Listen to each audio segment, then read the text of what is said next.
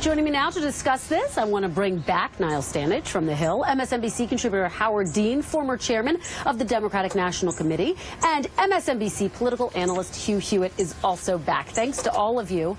So, Governor Dean, I want to start with you and get your reaction to this. The fact that the president says, look, it's time to move on. He won the election. This was a campaign issue. Voters don't care. If you look at a poll taken in January by the Pew Research Center, 2/3 of voters actually say he should release his tax returns. What do you think?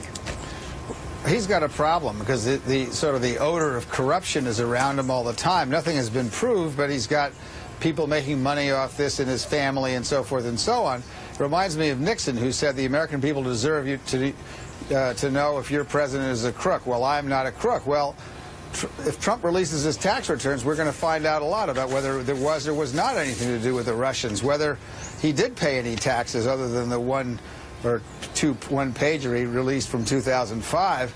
I think he needs to release them, and I think the American people agree. And this is not going to go away, much as the White House would like to. Hugh, Governor Dean's talking about the odor of corruption. Don't you want him to just release his returns and put this matter to rest once and for all? Well, Kristen, I asked him to do that on the air and the radio in in January 15. I asked him again in the debates. He's not going to do it. And I know what the polls say, but the polls don't measure saliency. And it is not a hot-button issue for many Americans. I would just use some numbers. The Women's Day March on January 21st had more than 600 locations and more than 2 million participants.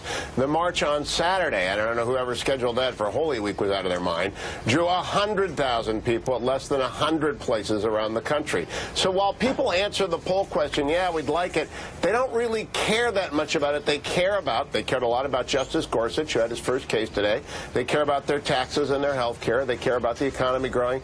But while you ask them about tax returns, they don't lose sleep over it, even unless they're named Howard Dean. But politically, Niall, this continues to be a problem for this president because he keeps getting questions about it, and then it's compounded today by the fact that the White House has announced that it's not going to voluntarily release its visitor logs. I want to play some of what Sean Spicer had to say about that during today's briefing and get your reaction on the other side.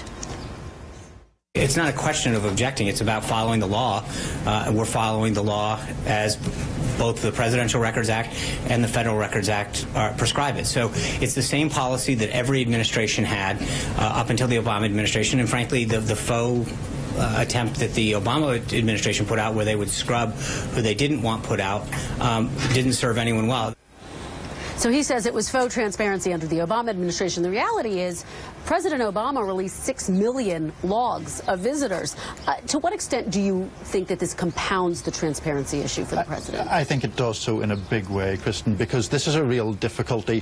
Whatever about the explanation that Sean Spicer wants to offer, if you are less transparent than a previous administration, it looks like you're hiding something. I take Hugh's point about taxes in isolation might not be a salient issue for millions of people, but when it is coupled or part in aggregate of this sense that something is being kept out of the public view, I think that's clearly a political problem. And Hugh, let me go back to you on this point, because back in 2012, then Mr. Trump tweeted that President Obama was the least transparent president in history. Does this make him look less transparent than President Obama, or hypocritical in any way? Well, I do not like the White House logs decision. I've been saying that for 48 hours, 72 hours, forever when they made that. But I keep returning to the very basic political fact. Democrats are going to lose in Georgia tomorrow. They built up expectations, and Jon Ossoff isn't going to get a majority. They lost in Kansas last week. In fact, their turnout went from 80,000 voters in November to 55,000 voters last week. All of this talking up of issues that don't resonate with people in the blue wall states that turned red is just Democrats repeating the same mistake that they made in the fall, underestimating Donald Trump's appeal to people who feel left behind and talking about issues of great interest to Manhattan Beltway media elites, but which do not resonate with working-class Americans. All right, I have to let Governor Dean jump in here on Georgia, because can Ossoff get 50%? Hugh says no.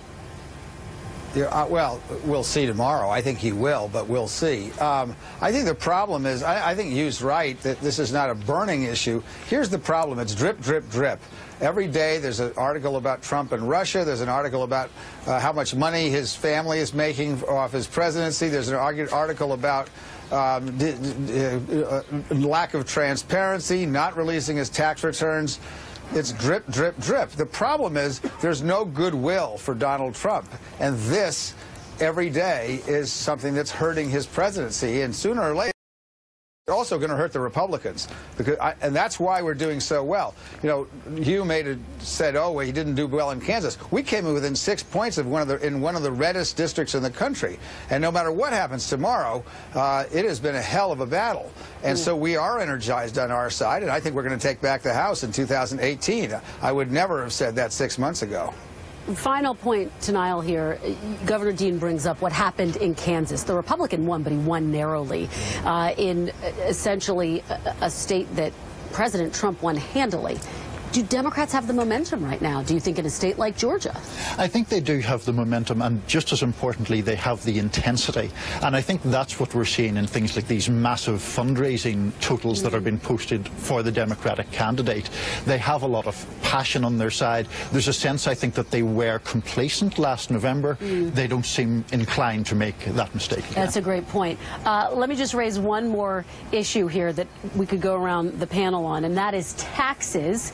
Steve Mnuchin saying this about tax reform. Remember, he said he was going to look into it shortly. He says it started as an aggressive timeline. It's fair to say it is probably delayed a bit because of health care. Hugh, what do you make of that? How much urgency does there need to be for this president to get something big done on taxes so that he can tout a victory? It's not urgent. What he needs to do is nominate 20 circuit court judges for the vacancies that exist. He needs to get a defense supplemental passed quickly because of the Korean crisis and our need to push back ISIS. And he needs to return to Obamacare. I think President Trump has a pretty good true north on what matters most, and taxes waiting to November does not bother me in the least. Judges not getting nominated bothers me. I think it bothers the people that sent him to the White House. And Governor Dean, it's not entirely surprising that Steve Mnuchin is saying that, because realistically, once health care failed, it was going to be a lot tougher to get something done on tax reform. Is it all but impossible to get a big, comprehensive tax reform bill passed at this point? Is it better for the White House to focus on more targeted tax cuts? What do you think? Well, I don't think they had any intention of passing a tax reform that was comprehensive. I think they simply wanted to, as Trump himself said the other day, now he's not going to close the carried interest loophole. His idea of tax reform is lowering taxes for people like him who make the kind of money he makes. He's not going to do anything for middle class people because that's really expensive. Giving small tax cuts to lots and lots of people is more expensive for the Treasury than giving fairly big tax cuts for a few billionaires. And that's always where he was going with this, and he's now publicly said that. So I actually think he'd do well not to tackle health care or tax reform, because they aren't going to benefit the American people. It's just going to make them madder, as it did when he tried to take away their health care. Hugh, I'm getting a wrap, but just very quickly respond to that. Do you think the president can get tax reform done eventually, or does he need to be more targeted?